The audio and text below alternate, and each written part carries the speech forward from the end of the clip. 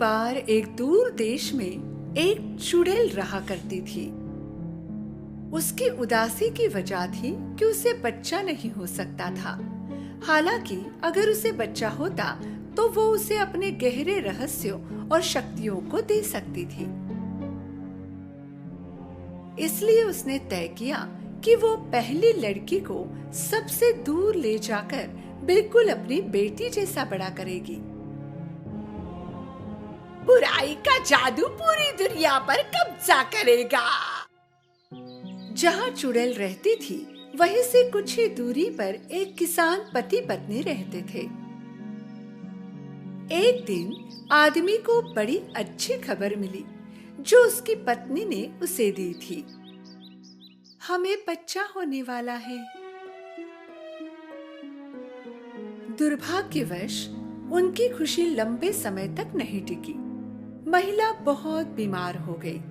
जैसे जैसे समय गुजरता गया उसका वजन कम होता गया। अगर वो जल्दी ठीक नहीं होती तो बच्चे को खो देती।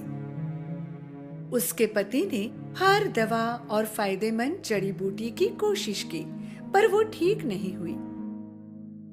उसके आखिरी डॉक्टर ने उसे कहा कि एक ही तरीका है जिससे उसकी पत्नी ठीक हो सकती है। एक बुरी चुड़ैल है, सिर्फ उसी के पास इसे ठीक करने वाली जड़ी बूटी है। अब सिर्फ यही एक रास्ता है। आदमी ने अपनी सारी हिम्मत इकट्ठा की और चुड़ैल के महल में चला गया और दरवाजे पर दस्तक दी। इतनी निडरता से मेरा दरवाजा खटखटा रहे हो, जरूर कोई महत्वपूर्ण बात होगी। मेरी पत्नी बीमार है, उसकी हालत दिन ब दिन बिगड़ रही है। मैंने सुना है कि केवल आप ही के पास उसके उपचार की जड़ी बूटी है। अच्छा, पर मैं तुम्हारी मदद क्यों करूं? मैं विनती करता हूँ, कृपया मेरी मदद कीजिए। मेरी पत्नी पेट से है। अगर मैंने उपचार नहीं किए तो मैं दोनों को खो दूंगा। उसकी स्थिति के बारे में सुनकर चुड़ैल ने अपना मन बदल दिया और उसकी मदद करने का फैसला किया। यदि तुम ऐसा कहते हो तो मैं तुम्हारी मदद करूंगी। चुड़ैल ने उसे उपचार की जड़ी बूटी दी। इस जड़ी बूटी के पत्तों का एक एक टुकड़ा रोज तुम्हारी पत्नी को खिलाना, तुम्हें वो ठीक होती नजर आएगी। आदमी बहुत खुश हो गया। भागते भागते घर पहुंचा। उसकी पत्नी ने रोज पत्तों का एक टुकड़ा खाया। उसकी तबीयत में सुधार आने लगा और उसका खोया वजन भी बढ़ता गया। पर कुछ दिनों बाद चुड़ैल ने दी हुई औषधि खत्म हुई। पत्नी की तबीयत फिर से बिगड़ गई। इस बार बहुत ही कम समय में उसकी हालत ज्यादा गंभीर हो गई। कोई उपाय न होने के कारण आदमी ने फिर से चुड़ैल के महल का दरवाजा खटखटाया। चुड़ैल को पता था कि वो वापस जरूर आएगा। ये वही बीज है जिससे तुम्हारी पत्नी ठीक हो सकती है। तुम इनको तुम्हारे बगीचे में लगा देना और फिर तुम्हारी पत्नी और बच्चे को बचा पाओगे। पर मेरी एक शर्त है, अगर तुम्हें बच्ची होती है तो तुम उसे मुझे दोगे। मैं ऐसी शर्त कभी नहीं मान सकता। तो जाओ यहाँ से। चुड़ैल ने उसके मुंह पर दरवाजा बंद किया। दुखी होकर आदमी घर वापस आ गया। वो अपनी पत्नी को कुछ भी बता नहीं सकता था। जैसे जैसे दिन गुजरते गए पत्नी की हालत बिगड़ती गई।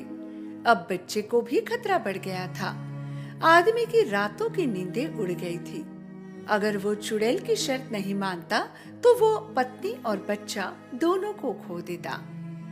पर अगर वो शर्त मान लेता है और अगर उसे बेटा पैदा होता है तो उसकी पत्नी और बच्चा दोनों बच जाते। इसीलिए उसने अपना मन बना लिया और चुड़ैल के महल में गया। उसने चुड़ैल की शर्त मान ली और बीज लेकर घर गया। चुड़ैल ने दिए हुए बीज उसने अपने बागीचे में बो दिए। बीज बहुत ही कम समय में उग गए। आदमी ने अपनी पत्नी को बागीचे में उसने उगाए हुए पत्ते खिलाए।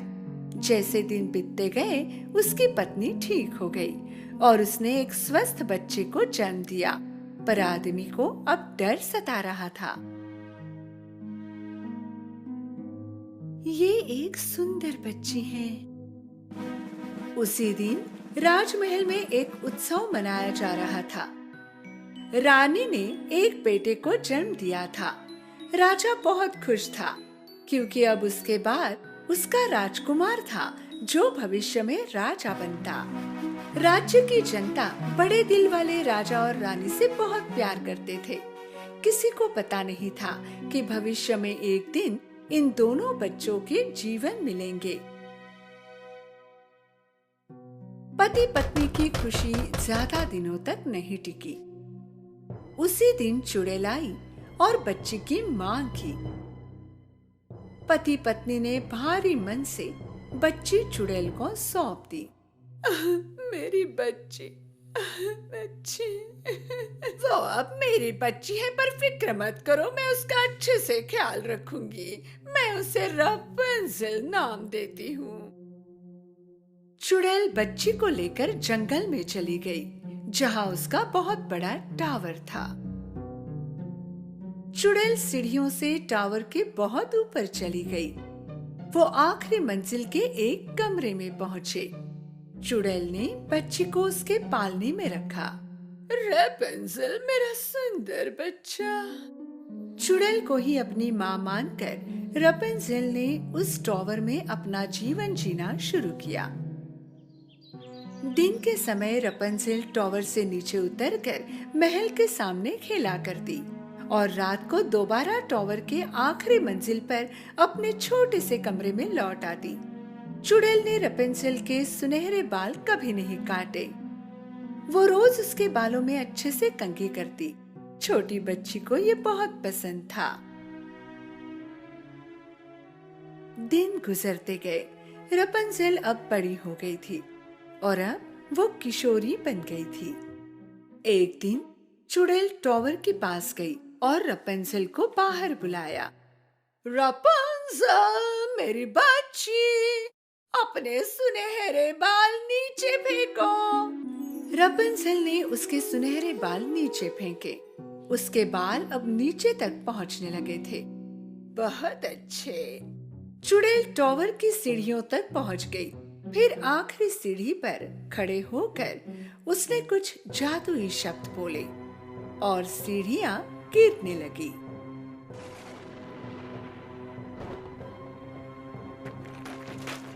दुनिया के कोई भी शब्द इन सीढ़ियों को फिर से नहीं ला सकते।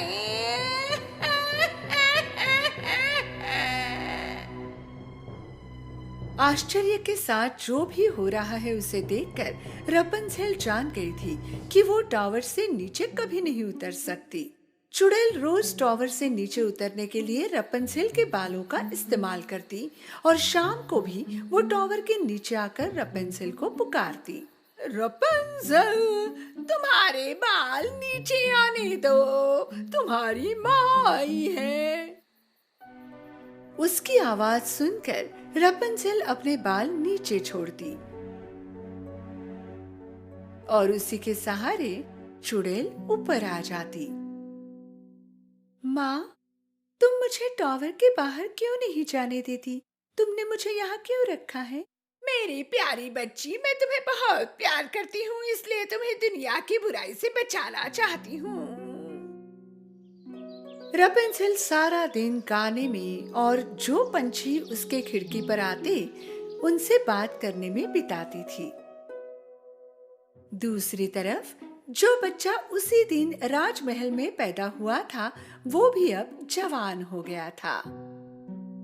राजा अब बूढ़ा हो गया था और वो चाहता था कि उसका जवान बेटा उसकी गद्दी संभाले, राजकुमारी से शादी करे और उसे पोता दे। अन्य राज्यों की कई राजकुमारियां महल में आकर जाती, पर राजकुमार को कोई भी उसकी पत्नी के रूप में नहीं भाई। आखिर राजकुमार एक लंबी यात्रा पर निकल पड़ा अपने असली प्यार की खोज में। जब वो जंगल के पास पहुंचा जहां टावर छुपा था, उसने अपने आदमियों से पूछा, मैं इस जंगल में कभी नहीं गया, चलो इस जंगल से गुजरते हैं, शायद हमें कोई अच्छा रास्ता मिल जाए। राजकुमार, ये जादुई जंगल है, सुना है कि जो भी इसके अंदर जाता है वो लौट कर नहीं आता। ऐसा तुम कह रहे हो, क्या पता कोई अफवाह हो, खुद जाकर देखते हैं। राजकुमार और उसके आदमी ने जंगल में प्रवेश किया। राजकुमार को खुद पर भरोसा था, पर उसके आदमी को नहीं। कुछ देर बाद उनको टावर दिखाई दिया जहां रपेंजेल रहती थी। फिर उन्होंने रपेंजेल का गाना सुना।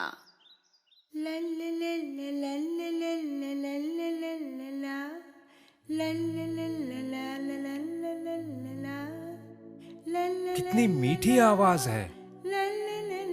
टावर के नजदीक पहुंचकर राजकुमार ने उसका गाना सुना और कुछ देर तक उसकी सुंदरता निहारता रहा।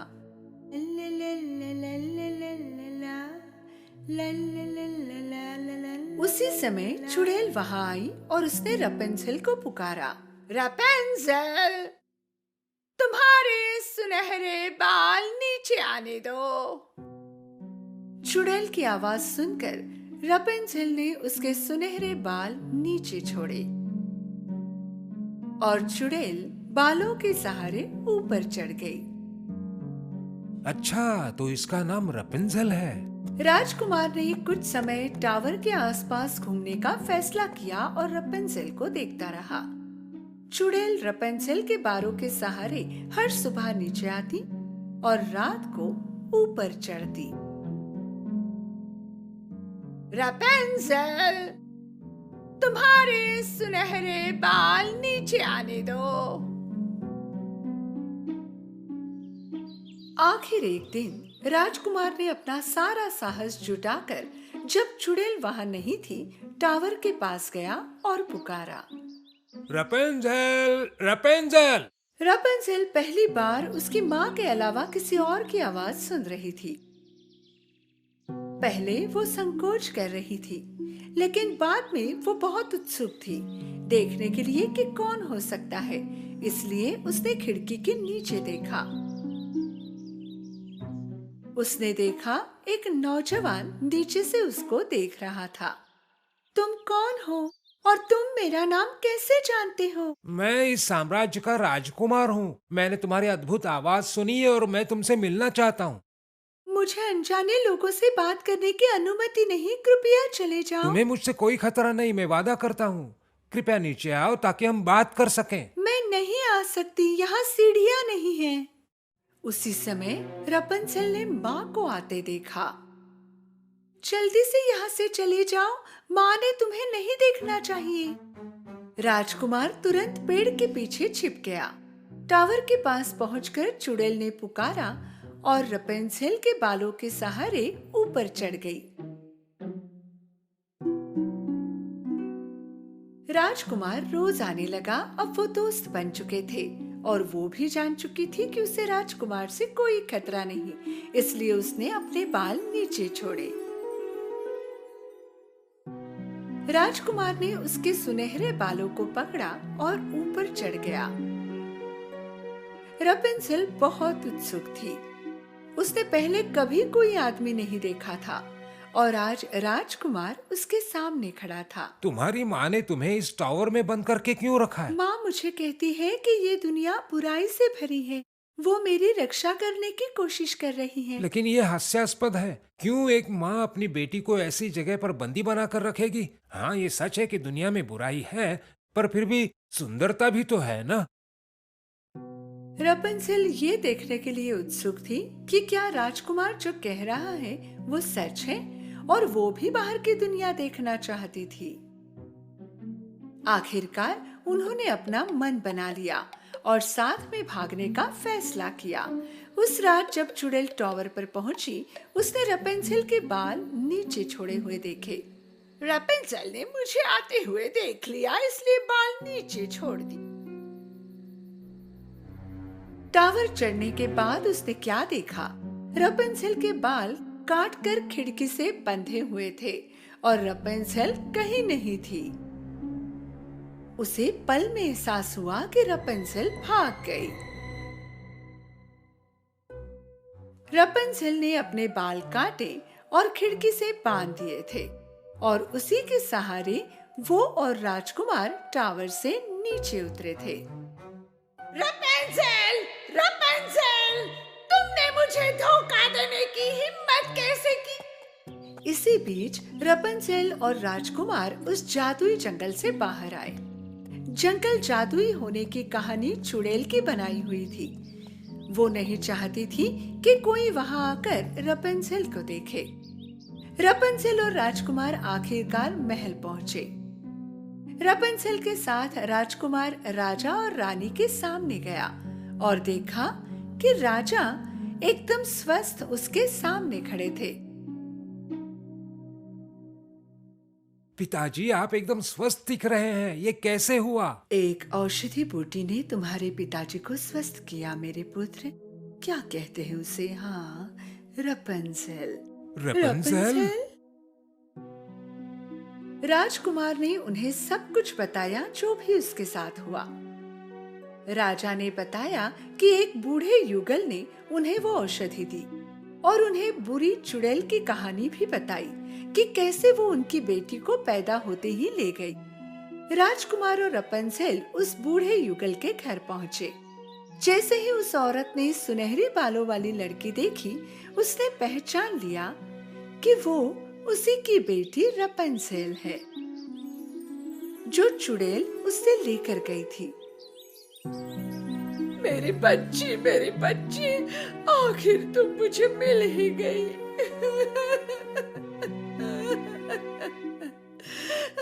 शुरुआत से पूरी कहानी सुनकर रपंजेल ने अपने माता पिता को अपना लिया।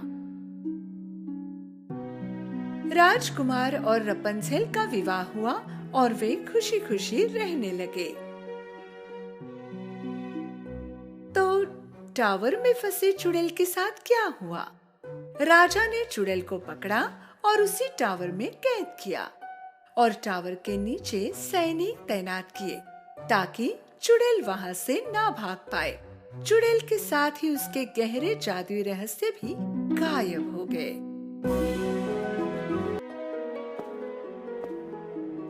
दूर एक राज्य में 3 खूबसूरत बहनें रहती थीं। उनके पिता वहां के राजा थे। वे अक्सर बॉल डांस करवाते रहते क्योंकि उनकी बेटियों को डांस करना पसंद था। हालांकि हर एक राजकुमारी बहुत अच्छा डांस करती थी, लेकिन सबसे छोटी अपनी बड़ी बहनों जितना अच्छा नहीं नाच पाती थी। जब तुम डांस करती हो तो थोड़ा और ज्यादा सुंदर कर सकती हो।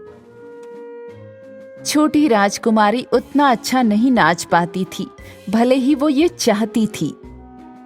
आसपास के मेहमान भी उसका अजीब डांस देखकर मजाक उड़ा रहे थे। देखो तो ये कैसा डांस कर रही है। हाँ, वो ऐसे क्यों घूम रही है?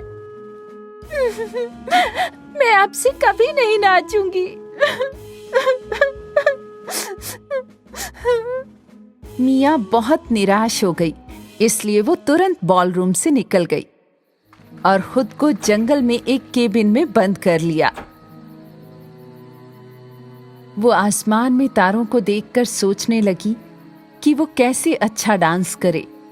उसने देखा कि एक युवक उसके घर के पास से गुजर रहा है। वो आदमी बहुत सुंदर और कमाल का डांस कर रहा था। चांदनी रात में मिया ने उसकी तारीफ की और बाहर चली आई। तभी उसके पैरों में एक गिलहरी टकराई, जिसकी वजह से वो जोर से चिल्लाई। ओह! वो क्या था? आदमी ने नाचना बंद कर दिया और उन दोनों की नजरें मिली। आप ठीक तो है ना मैडम? जी, मुझे बस गिलहरी से डर लगता है। उनका स्वभाव ही ऐसा है, आप उनसे डरिए मत। मिया ने उसे कोई जवाब नहीं दिया। वो पूछने लगी कि उसने इतना अच्छा डांस कैसे किया। आदमी ने अपने पहने हुए जूते दिखाए। मैं जूते बनाता हूँ और मैं ये नाचने वाले जूते बनाने के लिए कीमती सामग्री का उपयोग करता हूँ और इस तरह मैं हर रात जंगल में नाच सकता हूँ। ओह, मुझे विश्वास नहीं हो रहा। मुझे आप जैसे जूते बनाने वाले की जरूरत है। उस युवक ने अपने बैग से 3 जोड़ी जादुई जूते निकाले और उन्हें मिया के सामने रख दिया। अपनी आंखें बंद करो और इनमें से कोई एक जादुई जूता अपने लिए चुनो। पर याद रहे, हर जादुई जूते का एक नियम है। और अगर तुमने उस नियम का पालन नहीं किया तो जूता तुम पर जादू कर सकता है। मिया ने तुरंत कसकर अपनी आंखें बंद कर ली। दूसरी ओर जूते बनाने वाले ने मिया को मौका देने के लिए जूतों की अदला बदली की। अब अपने लिए एक जोड़ी जूता चुनो। आप मुझे डांसिंग पॉल की सबसे सुंदर लड़की बना दें। मिया ने चमकीले लाल जूते चुने अपनी उंगली से और आंखें खोली। इन्हें ले जाओ, ये तुम्हारे हुए, लेकिन भूलना मत, ये जूते तुम सिर्फ पूर्णिमा की रात को ही पहन सकती हो, क्योंकि अगर तुमने इन्हें किसी और रात पहना तो तुम इन जूतों को उतार नहीं पाओगी। यही नियम है। मिया ने उत्साह से जादुई जूते लिए और महल में चली गई। अपनी बहन मिया को देखकर राजकुमारियां बहुत हैरान हुई। वो बहुत उत्साहित और खुश थीं। मिया, तुम इतनी जल्दी में कहाँ जा रही हो? ये तुम्हारे हाथ में क्या है? हाँ, कुछ नहीं। सब महल के हॉल में इकट्ठा हो गए, एक और डांस बॉल जश्न के लिए। मिया की राजकुमारी बहनें शान से नाचने लगीं, हमेशा की तरह अपने सबसे खूबसूरत आउटफिट में। नन्ही राजकुमारी मिया ने जादू के जूते पहने और महल के हॉल में डांस किया। उसने बहुत सुंदर डांस किया। वो गाने की लय के साथ थिरकती रही, इतनी कोमलता से कि राजकुमारी की बहनें और मेहमान सब वाह वाह करने लगे। क्या सुंदर डांस कर रही है।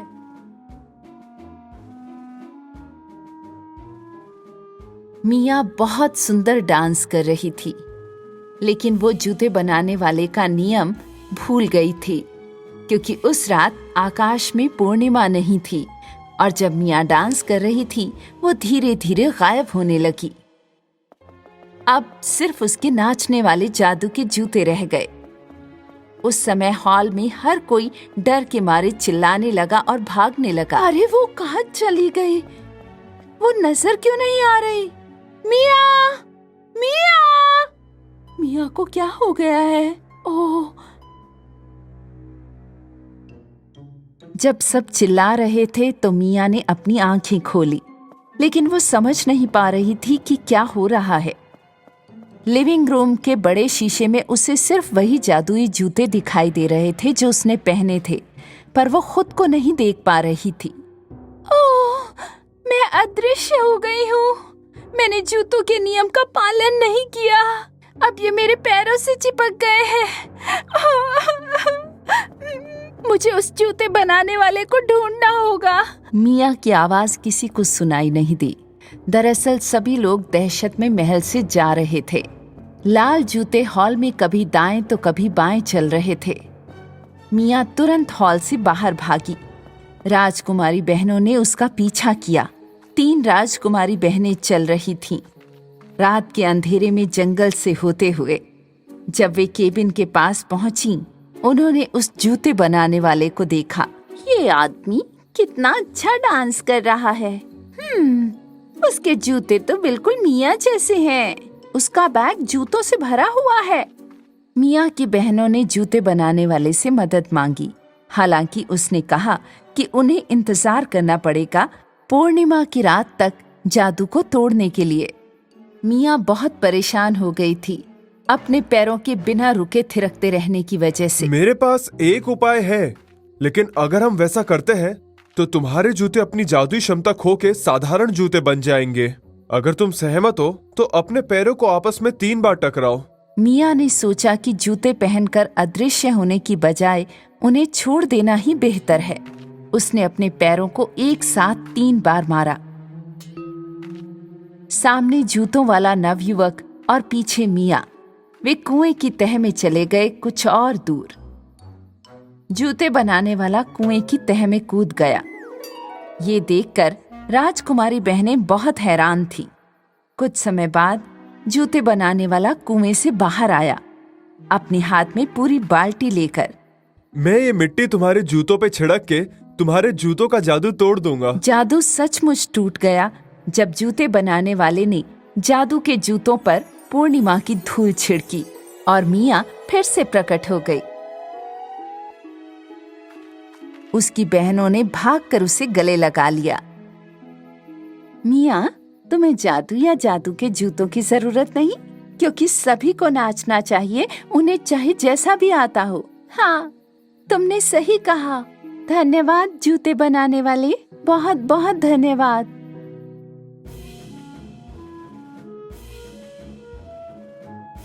उस दिन से छोटी राजकुमारी मिया अपने तरीके से डांस करने लगी, जैसा कि वो हमेशा से चाहती थी।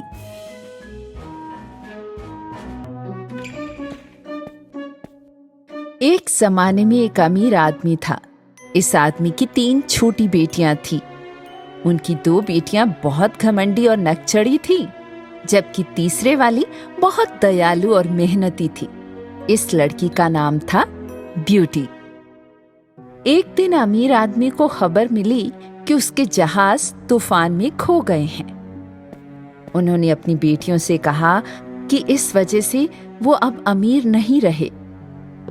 ब्यूटी अपने पिता की ये स्थिति सुनकर बहुत दुखी हुई और उसने उन्हें दिलासा दिया, जबकि बाकी 2 बहनें पूरे दिन इस हालत के लिए शिकायत करती रहीं।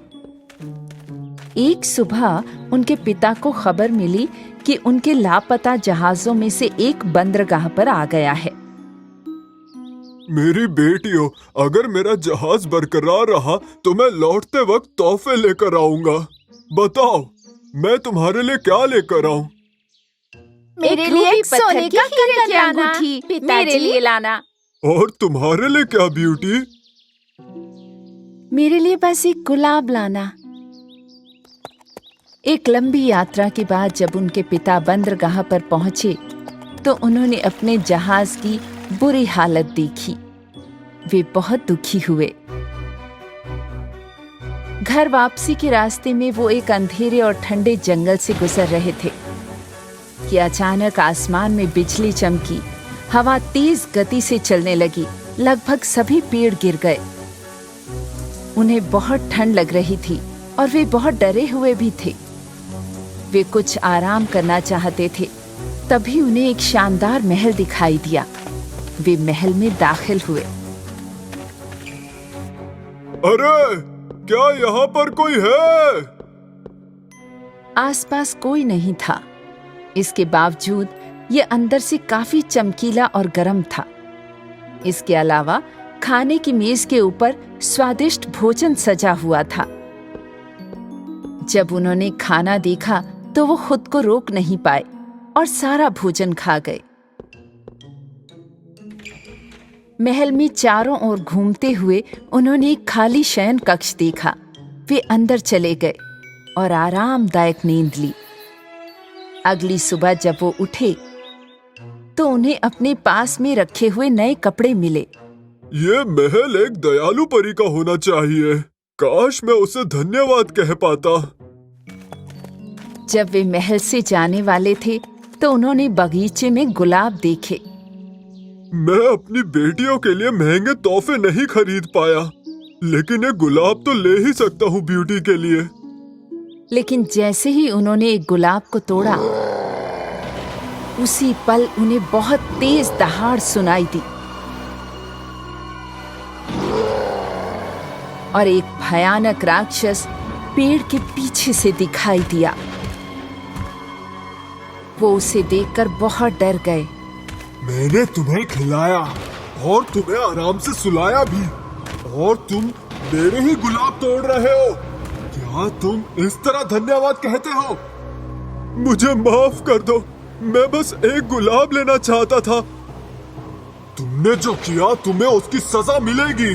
तुम उस पहले व्यक्ति को लेकर आओगे जो तुम्हें तुम्हारे घर के रास्ते में मिलेगा, नहीं तो मैं तुम्हें पकड़ लूंगा और हमेशा के लिए कैद कर दूंगा।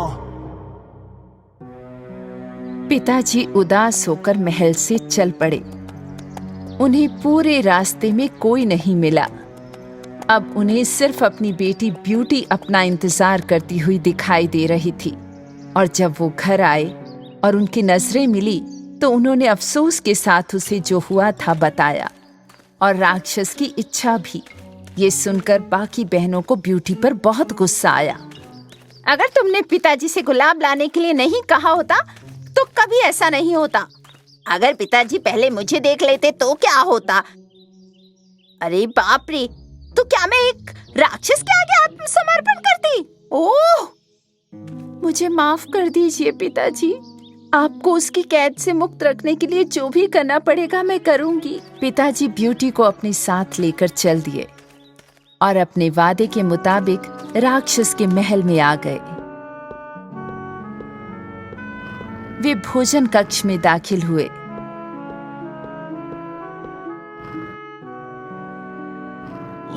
तभी फिर से एक दहाड़ सुनाई दी और राक्षस हॉल में आया।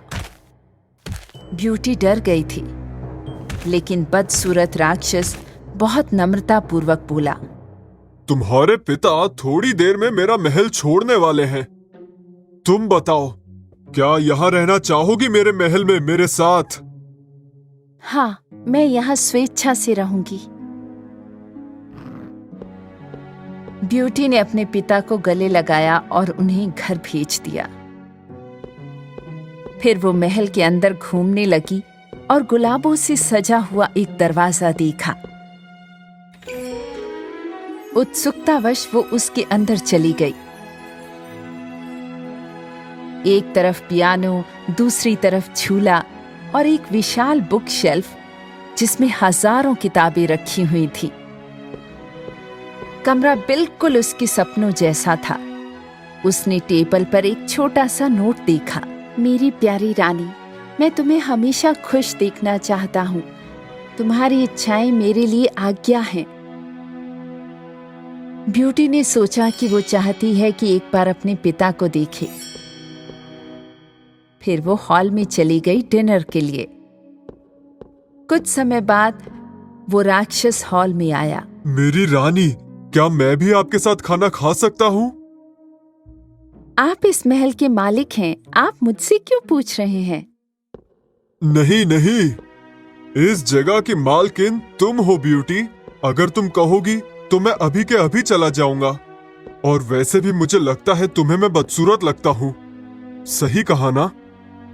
ब्यूटी राक्षस के इस व्यवहार पर बहुत हैरान थी और समझ नहीं पाई कि क्या जवाब दे।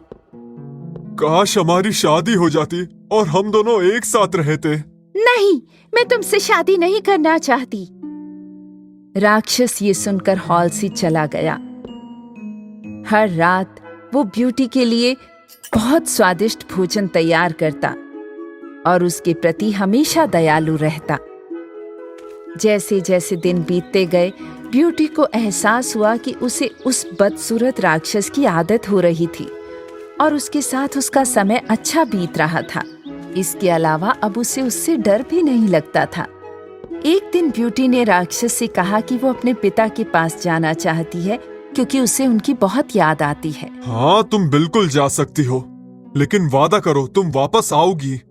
मैं वादा करती हूँ, 3 दिनों में वापस आ जाऊंगी। फिर इस अंगूठी को अपनी उंगली में पहन लो। जैसे ही तुम ये अंगूठी उतारोगी, तुम खुद को फिर से इस महल में पाओगी। ब्यूटी ने अंगूठी पहन ली और अपने पिता से मिलने चली गई। उसके पिता उसे देखकर बहुत खुश थे, लेकिन उसकी बहनें उससे बहुत जलती थी। तुम्हारी अंगूठी कितनी बेकार है और ये तुम पर बिल्कुल अच्छी भी नहीं लगती। 3 दिन जल्दी ही बीत गए। ब्यूटी चौथे दिन भी वहीं रुक गई क्योंकि उसका अपने पिता के साथ बहुत मजे का समय गुजर रहा था। हालांकि उस रात उसने एक बहुत भयानक सपना देखा। अपने बुरे सपने में उसने महल वाली राक्षस को बगीचे में उदास और थका हुआ देखा। जैसे ही वो उठी, उसे एहसास हुआ कि उसने उसे याद किया है। ब्यूटी ने तुरंत अपनी उंगली से अंगूठी उतार दी और उसने अचानक खुद को महल में उसके कमरे में पाया। वो दौड़कर बगीचे में चली गई। राक्षस सचमुच बाग में उदास और थक कर लेटा हुआ था, जैसा कि उसने बिल्कुल अपने सपने में देखा था। वो उसके करीब आई और उसे गले से लगा लिया। उठो राक्षस, उठो। तुम्हें क्या हुआ है? अगर तुम्हें कुछ हुआ तो मैं खुद को माफ नहीं करूंगी। राक्षस ने उस पल अपनी आंखें खोली। ब्यूटी, मुझे नहीं लगा था कि तुम लौट कर आओगी, और इसीलिए अब मैं उदासी से बीमार और कमजोर हो गया हूँ। मुझे महसूस हुआ कि जब मैं दूर थी तो तुम मुझे बहुत याद आए। मैं तुमसे बहुत प्यार करती हूँ। मैं एक सुखी जीवन जीना चाहती हूँ तुम्हारे साथ। और उसी पल महल का हर कोना आनंद से भरी झिलमिलाती रोशनी से भर उठा। वो चारों ओर देख रही थी और हैरान थी कि ये क्या हो रहा था। जैसे ही उसने राक्षस की तरफ मुंह घुमाया, उसने देखा कि उसकी जगह एक सुंदर राजकुमार था। हाँ? तुम कौन हो? वो राक्षस कहाँ है? राक्षस मैं हूँ ब्यूटी। मैं एक दुष्ट मंत्र के प्रभाव में था। अगर तुम मुझसे नहीं कहती कि तुम मुझसे प्यार करती हो तो मैं जिंदगी भर बदसूरत राक्षस ही बना रहता। ब्यूटी की खुशियाँ और ज्यादा बढ़ गईं। उसके अच्छे दिल और सच्चे प्यार के लिए धन्यवाद। उस दिन के बाद सुंदर राजकुमार और ब्यूटी अपने भव्य महल में हमेशा खुशी खुशी रहने लगे।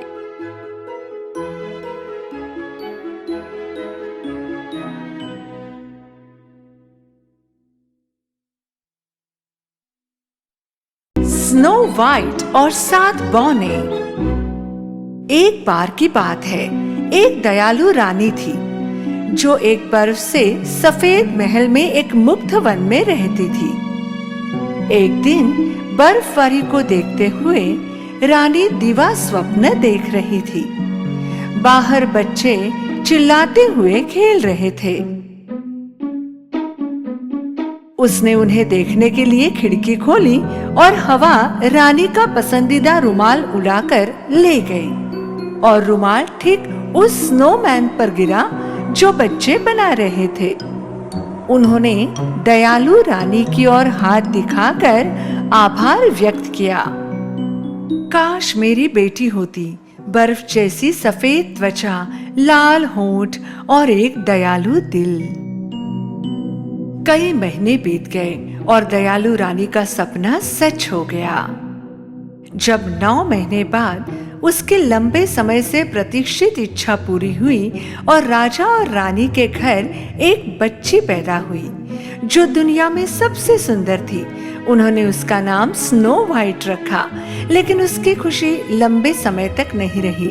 जबकि स्नो वाइट अभी भी एक छोटी लड़की थी, रानी का निधन हो गया और आकाश में तारा बन गई। कुछ साल बाद स्नो वाइट के पिता ने हेला नाम की महिला से शादी की।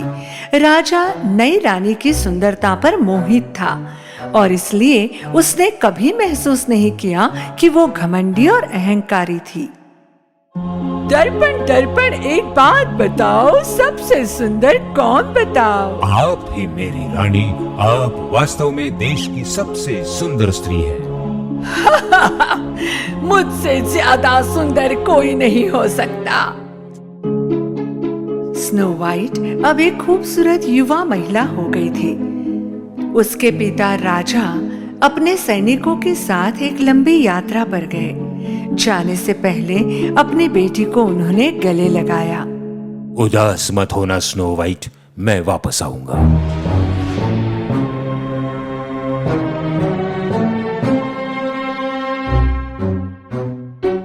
एक दिन दुष्ट रानी हेला ने उसके नौकर डंकव का निर्माण किया। मेरे जादुई दर्पण डंकव का अनावरण करे। चेम्बरलेन डंकव अनाड़ी था। उसने अपने शरीर से कवर हटा दिया। मूर्ख, चले जाओ यहाँ से।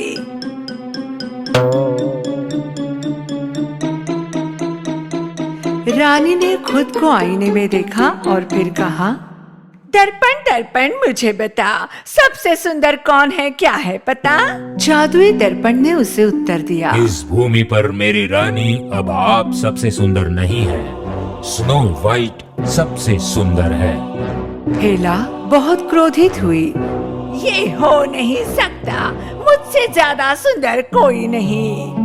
पूरा महल उसके गुस्से से थरथराता हुआ लग रहा था और उसका दुष्ट दिल स्नो वाइट की सुंदरता को नष्ट करना चाहता था। उसने एक योजना बनाई और शिकारी को स्नो वाइट को जंगल में ले जाकर मारने का आदेश दिया। और मुझे उसका दिल ला कर दो।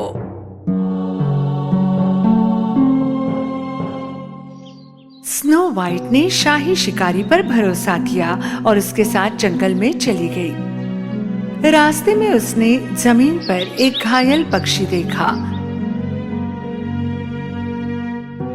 स्नो वाइट ने उसके पंख ठीक करने में मदद करने के लिए पक्षी को उठाया।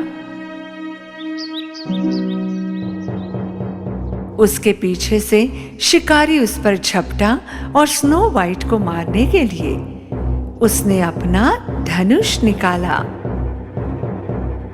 उसने उस पर निशाना लगाया, लेकिन वो देख सकता था कि स्नो वाइट का दिल मोम की तरह था।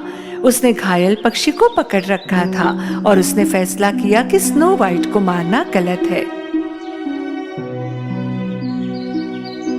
स्नो वाइट, उसने मुझे तुम्हें मारने का आदेश दिया। मैं तुम जैसे अच्छे और दयालु व्यक्ति को कैसे मार सकता हूँ? कौन मेरी जान लेना चाहता है? रानी हेला, आपको भागना होगा और छुपना होगा। शिकारी ने झूठ बोलकर हेला को गुमराह करने का सोचा और स्नो वाइट के बदले एक जंगली सुअर को मार दिया ताकि वो हेला को सुअर का दिल दे सके और हेला को लगे कि स्नो वाइट मर चुकी है। राजकुमारी घबरा गई, अंधेरे जंगल में भाग गई। वो रात भर तेज शाखाओं और चमगादड़ से जूझती रही जब तक उसे आगे का रास्ता नहीं मिला। वो पेड़ से टकरा गई और ठंड अंधेरे से घिरे फॉरेस्ट में सो गई। जब शिकारी महल पहुंचा तो वो सीधा हेला के पास पहुंचा। मैंने आपकी आज्ञा पूरी कर दी है। रानी हेला ने बॉक्स लिया और दिल की जांच की। उसने मान लिया कि स्नो वाइट मर चुकी है और उसकी दुष्ट हंसी से महल गूंज उठा। आखिरकार जब सुबह हुई तो स्नो वाइट के भरे जंगल में आंख खुली। उसके सामने एक प्यारा सा घर था। एक छोटे बगीचे और बाड़ के दीवार के साथ छोटी सी खिड़कियां, एक गोल हरा दरवाजा, एक डोर बेल के साथ। उसने घंटी बजाई, लेकिन किसी ने जवाब नहीं दिया और जब वो दरवाजा खटखटाने पहुंची तो वो खुल गया। अंदर सब कुछ इतना छोटा था कि ऐसा लगा जैसे वो खिलौने के घर में हो। छोटे बर्तन, छोटे चम्मच, ग्लास। जब उसे सूप का एक छोटा कटोरा मिला तो भूख लगने के कारण उसने सूप पी लिया और फिर एक छोटे से बिस्तर पर सो गई। कुछ दूरी पर घर के मालिक खदानों में अपना काम करके वापस आ रहे थे।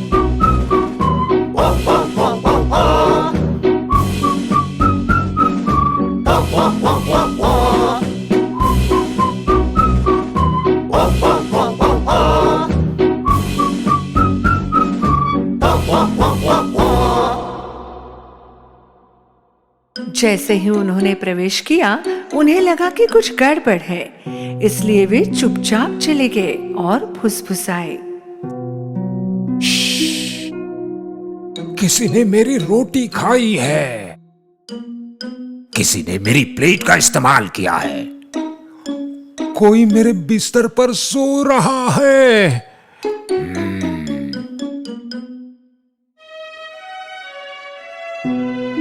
कितनी सुंदर लड़की है। ओए पकड़ो, अरे पकड़ो, अरे पकड़ो, पकड़ो, पकड़ा, ओ नहीं, पकड़ो, पकड़ो,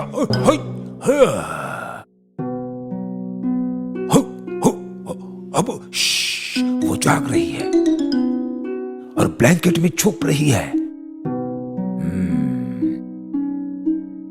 छोटी लड़की, हमसे डरने की जरूरत नहीं, हम साथ बौने हैं। मैं हूं एस और ये है जॉली, एंग्री, क्यूरियस, सिली, शाय और लेजी। ओह, मैं स्नो वाइट हूँ। मुझे खेद है कि मैं आपके घर घुस गई।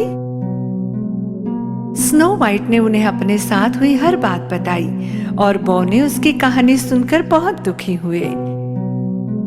उन्होंने कहा कि वो उनके साथ उनके छोटे से घर में रह सकती है, लेकिन केवल एक ही शर्त पर। हमें गाना बहुत पसंद है। क्या आपकी आवाज सुंदर है राजकुमारी? स्नो वाइट है मेरा नाम। आज महल से मैं बहुत दूर हूँ। मैं आकाश को देखती रहती हूँ, अपनी माँ से बात करती हूँ जो सितारों में है। मुझे जंगल में खुशी मिली है, मेरे छोटे दोस्त मेरी रक्षा करते हैं। उनके छोटे दिल अब उम्मीद से भरे हैं, अच्छे छोटे दिल फिर से जीतेंगे।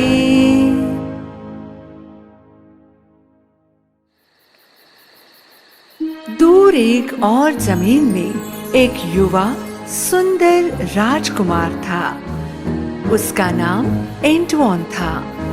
उसे रात में बाहर बैठकर सितारों को देखना बहुत पसंद था, जो उसे उसके लोगों की याद दिलाते थे।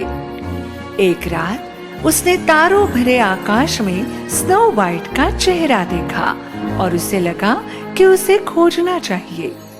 एक परी ने उसे बताया कि वो खतरे में है और उसने उसे एक जादुई दिल के आकार का हार दिया। तो राजकुमार एंटवान अपने भरोसेमंद घोड़े पर बैठकर उस सुंदर चेहरे को ढूंढने निकला।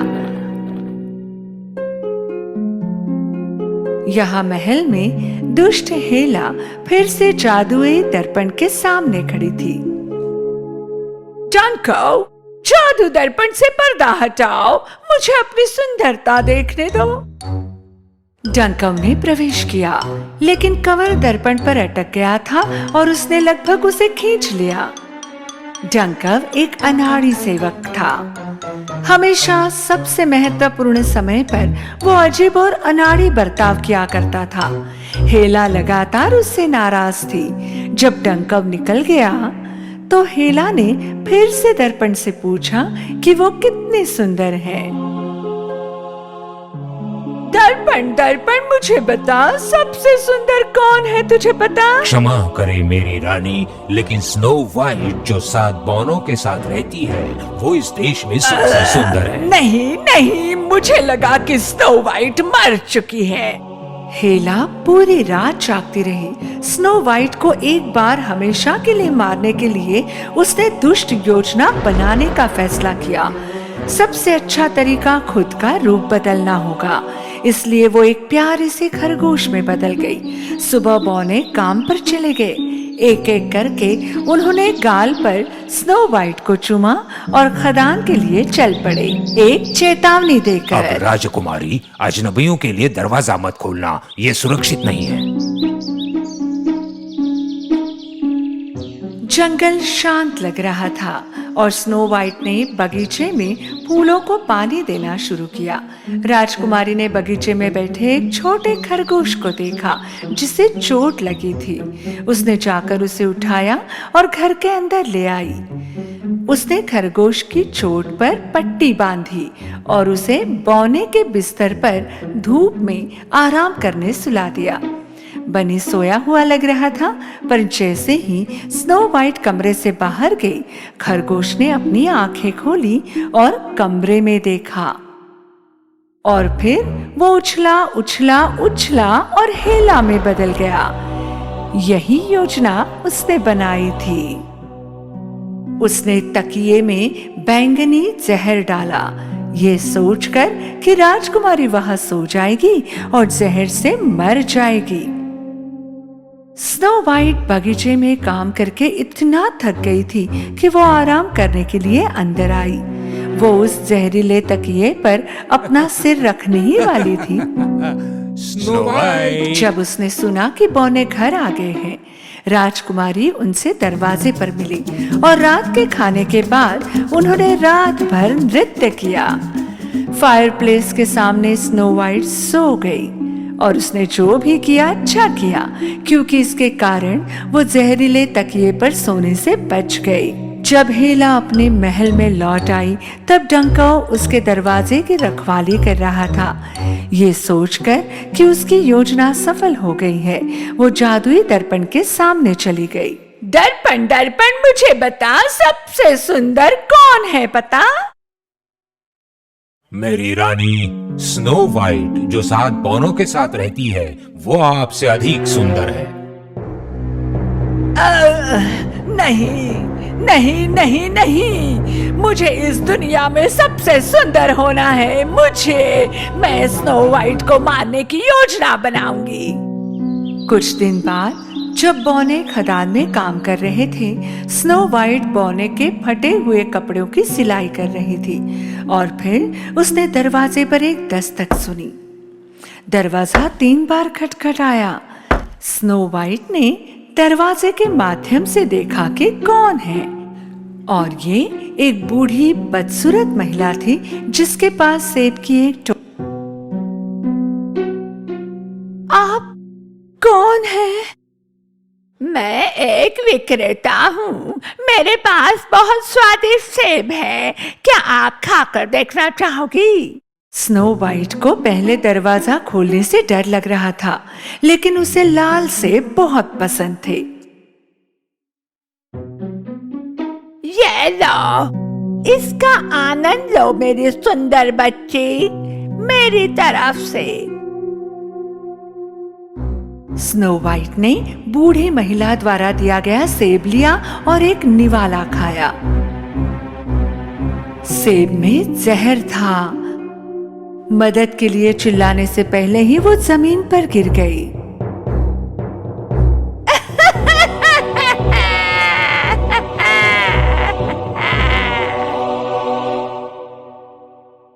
सड़क के ठीक नीचे राजकुमार एंटवान ने अपने घोड़े को एक पेड़ की छांव में विश्राम के लिए बांध दिया। उसने आकाश में जो सुंदर चेहरा देखा था, उसे खोजने के लिए वो दूर तक यात्रा कर रहा था। सड़क से कुछ दूर उसने एक बूढ़े व्यक्ति को अकेले चलते देखा। वो उससे बात करने जा रहा था, तभी अचानक वो दुष्ट रानी हेला में बदल गई। राजकुमार और उसका घोड़ा स्तब्ध रह गया और उसने पता पूछने का इरादा बदल दिया। देर रात जब बौने घर आए तो उन्होंने देखा कि स्नो वाइट अभी भी फर्श पर बेजान पड़ी है। वे बहुत दुखी हुए और उनके दिल के टुकड़े टुकड़े हो गए। उन्होंने एक सुंदर कांच का ताबूत तैयार किया और उसे देश की सबसे लंबी नदी तक पहुंचाया, ताकि राज्य के सभी लोग उसकी सुंदरता के बारे में जान सके। नीचे की तरफ राजकुमार नदी के किनारे अपने घोड़े पर यात्रा कर रहा था और उसने नाव में कांच के ताबूत को देखा। उसने लड़की के चेहरे को पहचान लिया। राजकुमार बहुत दुखी हुआ, फिर भी उसने ताबूत के कवर को खोला। उसने अपनी जेब से स्टारडस्ट हार लिया और इसे राजकुमारी पर रख दिया। अलविदा राजकुमारी, हमेशा सितारों की तरह चमकती रहना। लेकिन राजकुमार ने हलचल देखी। स्टारडस्ट हार जादुई था और उसे आकाश में देखे गए चेहरे की खोज के लिए पुरस्कृत किया गया था। स्नो वाइट पुनर्जीवित हुई। जब उसने अपनी आंखें खोली तो उसके सामने उसे जीवन दान देने वाला एक सुंदर राजकुमार खड़ा था, जिसे देखकर वो आश्चर्यचकित रह गई। जब वे किनारे पर आए तो स्नो वाइट के महल पहुंचे तो उसने और राजकुमार एंटवान ने राजा को सब कुछ बताया। जब राजा को पता चला कि रानी हेला ने स्नो वाइट के साथ क्या किया है, उसने उसे राज्य से निकाल दिया। राजा ने जादू के दर्पण और हेला की सभी वस्तुओं को महल के तहखाने में बंद कर दिया।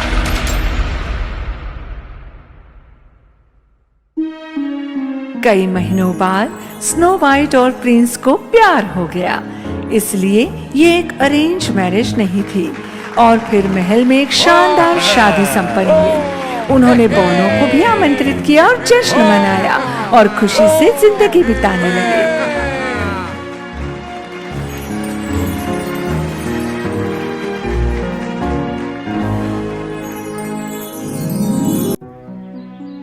आलसी लड़की। एक बार की बात है, एक पिता और उसकी 2 जवान बेटियां दूर एक देश में एक साथ रह रहे थे। एक लड़की बहुत मेहनती थी और दूसरी बहुत आलसी। दीदी, क्या आप कभी मदद भी करती हैं? मैं बहुत थक गई हूँ। अरे नहीं, तुम पहले से ही सफाई कर रही हो, अब मैं अपने हाथ गंदे क्यों करूं? मेरे नाखून भी टूट जाएंगे। उनके बूढ़े पिता एक मेहनती इंसान थे, इसलिए हमेशा थक जाते थे। शाम को उनके पास सिर्फ सूप और कुछ रोटी ही खाने के लिए होती थी।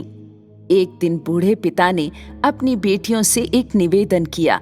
मेरी प्यारी बेटियों, तुम जानती हो मैं तुम दोनों से बहुत प्यार करता हूँ और मैं सोच रहा था कि अब तुम दोनों बड़ी हो गई हो और समय आ गया है कि तुम दोनों जिम्मेदारियां उठाओ।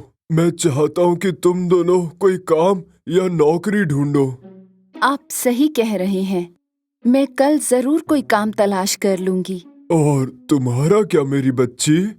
मेरी बहन को नौकरी मिलनी चाहिए, ये उसकी बात है, लेकिन मुझे लगता है कि मैं घर का काम ज्यादा अच्छा करती हूँ। बूढ़ा अपनी बेटियों को इतना उत्सुक देखकर बहुत खुश था। अगले दिन जब मेहनती लड़की नौकरी की तलाश में घर से निकली तो उसके पिता उसके पास आए। मेरी प्यारी बच्ची, मैं तुम्हें एक सलाह देना चाहता हूँ। अगर कभी भी कोई तुमसे मदद मांगे तो उसे मना मत करना।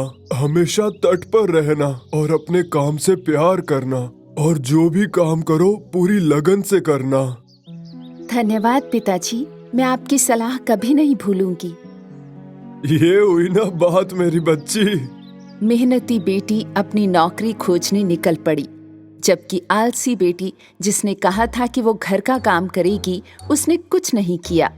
घर दिन ब दिन गंदा होता जा रहा था और भी गंदा। मेहनती लड़की कई दिनों तक पैदल चलती रही, लेकिन उसे कोई काम नहीं मिला। कुछ दूर चलने पर मेहनती लड़की को सूखी शाखाओं और जड़ों वाला एक पेड़ दिखा। अरे जवान लड़की, क्या तुम मेरी सूखी शाखाओं को साफ कर दोगी और मेरी जड़ों में थोड़ा पानी दे दोगी?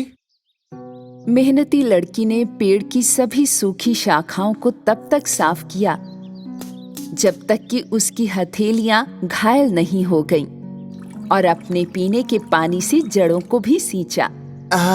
धन्यवाद प्यारी लड़की, लेकिन अब तुम्हारे पास पानी नहीं बचा है। कोई बात नहीं, आपको मदद की जरूरत थी और मैंने आपकी मदद की। मैं अपने लिए पानी ढूंढ लूंगी। मेहनती लड़की अपने रास्ते पर आगे चलती रही। आगे उसे टूटे और बिखरे हुए हिस्सों के साथ एक चूल्हा मिला। अरे सुंदर लड़की, क्या तुम मेरी मरम्मत कर दोगी ताकि मैं बेहतर दिखूं? मेहनती लड़की ने मुट्ठी भर मिट्टी ली और चूल्हे की सभी दरारों को अच्छे से भर दिया। धन्यवाद प्यारी लड़की, लेकिन तुम मेरी वजह से इतनी गंदी हो गई। ओह कोई बात नहीं, कपड़े मायने नहीं रखते। आपको मदद की जरूरत थी, मैंने मदद की। मेहनती लड़की उस नए से चूल्हे को छोड़कर अपने रास्ते पर चलती रही। थोड़ी देर बाद एक प्यारा मेमना दिखाई दिया, लेकिन वो काला था, सिर से पांव तक कोयले की तरह। हेलो प्यारी लड़की, मैं गलती से कोयले में घुस गया और गंदा हो गया। तुम मुझे नहला दोगी क्या? मेहनती लड़की ने मेमने को झील के किनारे नहला दिया। मेमना पहले की तरह सफेद हो गया और चमक उठा। धन्यवाद, लेकिन तुम मेरी वजह से भीग गई। तुम्हें मदद की जरूरत थी, मैंने मदद की। मैं पहले से ही बहुत गंदी थी, अब मैं साफ हो गई। मेहनती लड़की अपने रास्ते पर चलती रही। जब अंधेरा हुआ तो उसे एक सुंदर घर मिला। ओह, जहां 7 परियां रहती थी। मेहनती लड़की घर में दाखिल हुई। हेलो, मैं आपके घर बिना अनुमति के आने के लिए क्षमा चाहती हूँ। मैं एक युवा लड़की हूँ जिसे काम की तलाश है। तुम चाहो तो यहाँ काम कर सकती हो जवान लड़की। हमारे घर में 7 कमरे हैं। तुम्हें हर दिन सिर्फ 6 कमरे साफ करने होंगे, लेकिन 7वें कमरे में भूलकर भी मत जाना। मेहनती लड़की ने नौकरी स्वीकार कर ली। जैसा कि परियों ने कहा था, वो पूरे 1 साल तक हर दिन 6 कमरों की सफाई करती रही। उसने कभी 7वें कमरे में प्रवेश नहीं किया। और जब उसके पास काफी पैसे जमा हो गए तो उसने परियों से घर लौटने की अनुमति मांगी। बेशक जवान लड़की, तुम घर जा सकती हो। मैं हैरान हूँ कि तुमने 7वें कमरे में कभी प्रवेश क्यों नहीं किया। मुझे अपने काम पर गर्व है। मेरे पिता कहते थे कि अपना काम हमेशा ठीक से करो, चाहे कुछ भी हो। मेरे यहाँ रहते हुए मेरा काम सिर्फ 6 कमरों की सफाई करना था और यही मैंने किया। हम तुम्हें तुम्हारी ईमानदारी और मेहनत के लिए इनाम देना चाहते हैं। चलो, आओ हमारे साथ। परियों ने युवा लड़की को 7वें कमरे में प्रवेश करने के लिए कहा। जब लड़की अंदर गई तो उसने चांदी और सोने के ढेर सारे सिक्के देखे। अब तुम इन सिक्कों के बीच घूमो और जितने भी सिक्के तुमसे चिपक जाएंगे वो तुम्हारे होंगे। मेहनती लड़की सिक्कों में बाएं से दाएं घूम गई।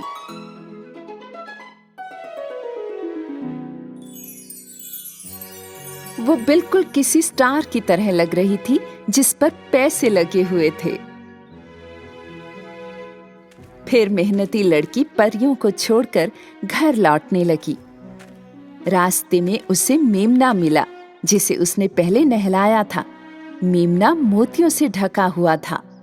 मैं आपकी मदद को भूला नहीं प्यारी लड़की।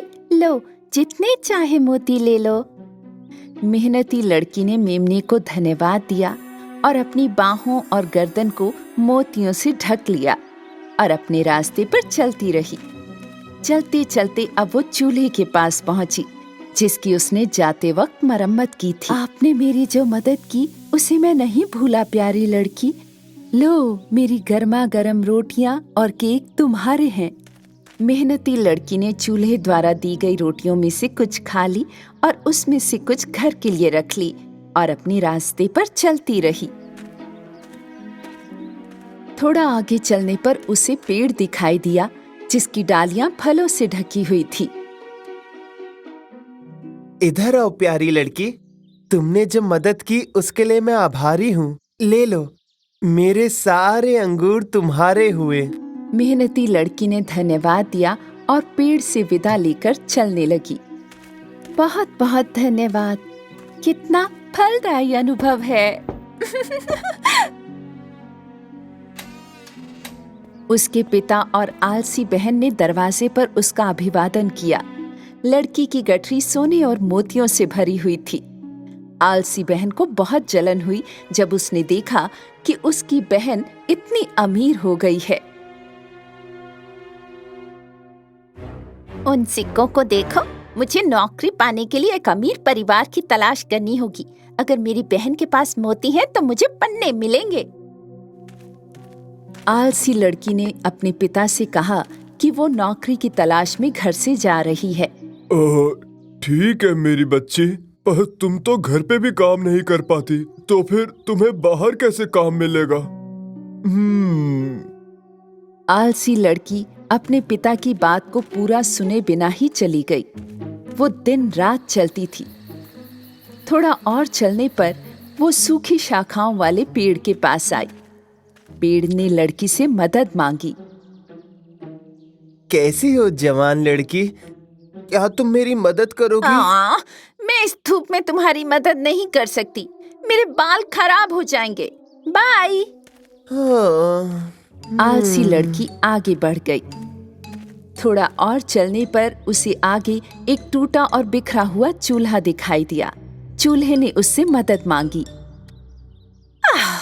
मैं अपने कोमल और नाजुक हाथों को तुम्हारे लिए गंदा नहीं कर सकती। मेरी नेल पॉलिश खराब हो जाएगी। बाय। आलसी लड़की ने चूल्हे की भी मदद नहीं की। तब उसे एक मेमना मिला जो काले कोयले की तरह गंदा था, और मेमने ने उसे स्नान कराने के लिए कहा। छी छी छी, मेरे रास्ते से हट जाओ कल्लूटे। आलसी लड़की भाग गई। क्या आलसी भेड़ का बच्चा है, खुद को धो भी नहीं सकता। और आलसी लड़की जल्द ही एक बड़े घर में आ गई। आलसी लड़की ने इसका फायदा उठाया और घर की मालकिन 7 परियों से काम मांगा। मुख्य परी ने उसे 1 साल रहने और सिर्फ 6 कमरे साफ करने के लिए ही कहा। भूलो मत जवान लड़की, तुम कभी भी 7वें कमरे में दाखिल नहीं होगी। आलसी लड़की ने महीनों तक अनमने मन से 6 कमरों की सफाई की। हालांकि एक दिन उसने अपनी जिज्ञासा के चलते 7वें कमरे में प्रवेश किया। सोने और चांदी के सिक्कों की बजाय अंदर मधुमक्खियां और चमगादड़ थे। मधुमक्खियों ने आलसी लड़की को इस तरह से काटा कि वो चारों ओर से जख्मी हो गई। वो बहुत दुखी थी। लड़की तुरंत वहां से चली गई और घर की ओर भागने लगी। जैसे ही वो दौड़ी, उसने मेमने को देखा, जिसके मदद के अनुरोध को उसने ठुकरा दिया था। मेमना मोतियों से ढका हुआ था। लड़की कुछ मोती पाने के लिए मेमने को पकड़ना चाहती थी, लेकिन मेमना उससे दूर भाग गया। लड़की चलती रही। वो बहुत थक गई थी। उसी पल उसे चूल्हा मिला, जिसकी मदद के अनुरोध को उसने ठुकरा दिया था। चूल्हे पर ताजी गरम रोटियां और ब्रेड थे। जब लड़की ने रोटी का एक टुकड़ा लेना चाहा, तो चूल्हा गर्म हो गया और आलसी लड़की के हाथ जल गए। जब आलसी लड़की वहां से भागी, तो वो पेड़ के पास पहुंची, जिसे उसने मदद करने से मना कर दिया था। पेड़ की डालियों पर फलों के गुच्छे थे। जब आलसी लड़की ने कुछ अंगूर लेने की कोशिश की, तो पेड़ दाहिनी ओर झुक गया। लड़की दाईं ओर दौड़ी, लेकिन इस बार पेड़ बाईं ओर झुक गया।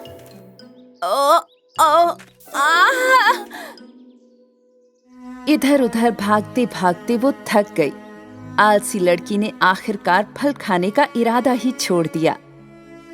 वो पूरे 2 दिन तक बिना रुके चलती रही और आखिरकार घर पहुंच गई। उसके पिता और बहन ने आलसी लड़की को गंदे कपड़ों में घर लौटते और घायल हालत में देखा, और वे बहुत हैरान हुए। आलसी लड़की ने बड़े पछतावे के साथ जो कुछ हुआ था उन्हें बताया। मुझे विश्वास नहीं होता कि ये इतना दर्द देता है। मेरी प्यारी बहन, अब तुम समझ गई कि मेहनती होना कितना जरूरी है। याद रखो बेटी, अगर जीवन में ईमानदार और मेहनती बनोगी तो तुम्हें इनाम जरूर मिलेगा। उस दिन के बाद आलसी लड़की फिर कभी आलसी और कामचोर नहीं रही। दोनों बहनों ने कड़ी मेहनत की और उन्हें अच्छा फल मिला, और इस छोटे से परिवार का जीवन सुख, शांति और खुशियों से भर गया।